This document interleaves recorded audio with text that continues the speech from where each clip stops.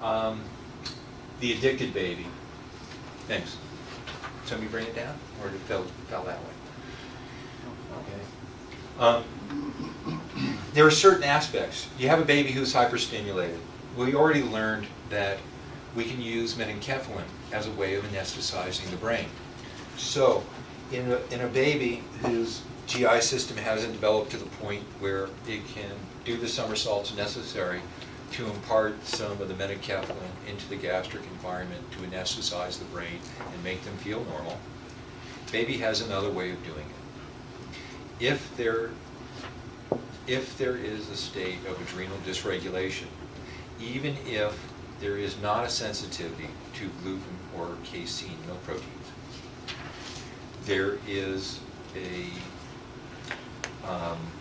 metabolic process in which casein converts to caseinomorphine and gluten converts to glutenomorphine. These serve the same purpose as metenkephalin in the developing fetus, or the developing baby at this point, in allowing the baby to get its fix, even from mother's milk, where the casein in mother's milk can also be converted into caseinomorphine. Once the baby's body becomes addicted, it's almost impossible to stop the addiction. It's like giving them morphine or heroin. The baby's addicted at birth, and the only way that it can continue the addiction is by taking the casein from human or cow's milk, breaking it down in the stomach to produce the peptide known as caseinomorphine, which is an active endogenous opioid. Similar effects are noted with gluten. You all know that gluten is found in all grains. The toxic sequence is found in all grains with the exception of rice and corn. Quinoa and spelt and all these things we've been told are gluten-free are not gluten-free. And what appears to be gluten-free in vitro becomes gluten in vivo. In other words, there are certain things that cause certain chemical reactions in the body to liberate the gluten and casein molecules from certain foods. Similar effects are noted with gluten from wheat and all grains. This toxic sequence does not occur in rice and corn. That doesn't mean that you can't have an acquired food allergy to rice and corn. It just means that it's not a genetic predisposition, because the toxic sequence, which I thought was right there, is 4 specific amino acids, which you'll see what the sequencing is.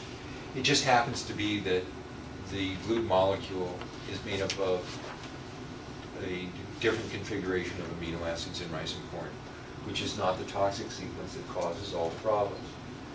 Who knows what kind of problems gluten and casein create within the gastrointestinal tract? Nobody sat through this one before? Okay. There is an inflammatory response that takes place when these foods are consumed. It's an antigen response that causes a histolytic response on a cell level. So this is a cell-mediated response that causes a release of histamines, which causes an inflammatory response to take place in the small intestine. There is an endothelial tissue within the small intestine that is part of a selective matrix or selective membrane for the proper utilization of food constituents. Where does digestion begin? The mouth. In the mouth. Actually in the eyes, but right? That's right. Certain digestion begins as soon as you see food. Yeah, right. But 2% of all carbohydrates are metabolized in the mouth due to the amylase that's contained there. And the interesting process is that nothing is haphazard within the body. How does the body know when you eat a carrot that the vitamin A or beta-carotene that's liberated from the carrot has to go to the retina of the eye first, that utilizes more vitamin A than any other tissue in the body.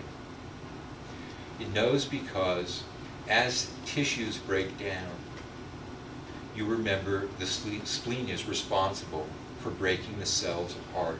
That necrotic tissue that has gone through its life cycle is transported to the spleen, which then breaks it apart and retains the genetic material, the ribonucleic acids. The ribonucleic acid is put back into the bloodstream and taken up by the vestigial organ, the thymus. The thymus breaks up, as you know, by around the age of 12 and lodges in the lymphatic mechanisms. So the thymus then is responsible for retaining the cellular RNA. So when you eat a carrot and you start chewing that carrot, there is a hormone that's secreted through the parotid gland in the saliva that actually determines what the nutritional constituents are of the food that you're consuming. It then clues the brain in to what it should be expecting, at which time the brain then allows for the RNA that's associated with that specific nutritional constituent to be released back into the bloodstream.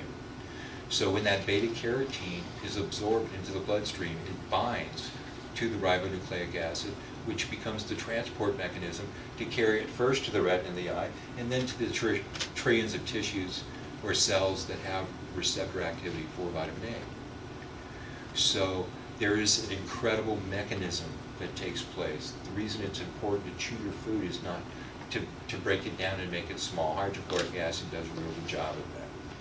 It's to recognize what it is in order for the brain to determine if it's an invader or if it's a nutritional constituent, and if it is, to set up a mechanism so that once it's absorbed, it's not utilized in a haphazard manner, that it doesn't go to the first active receptor and attach.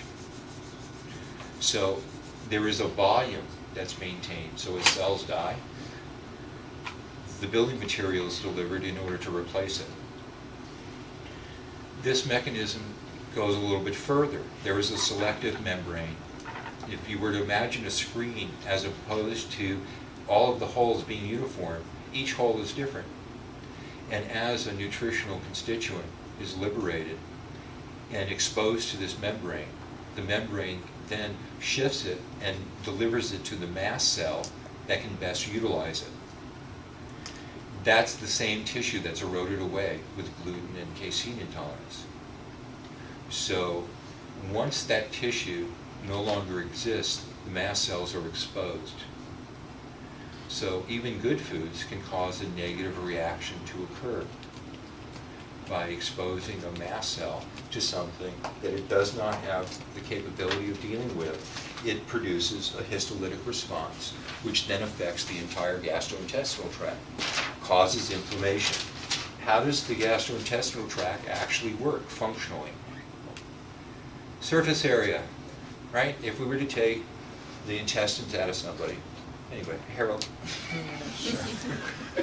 and we spread them out in one thin layer, it's going to be larger than this building. It's approximately 2 football fields in length.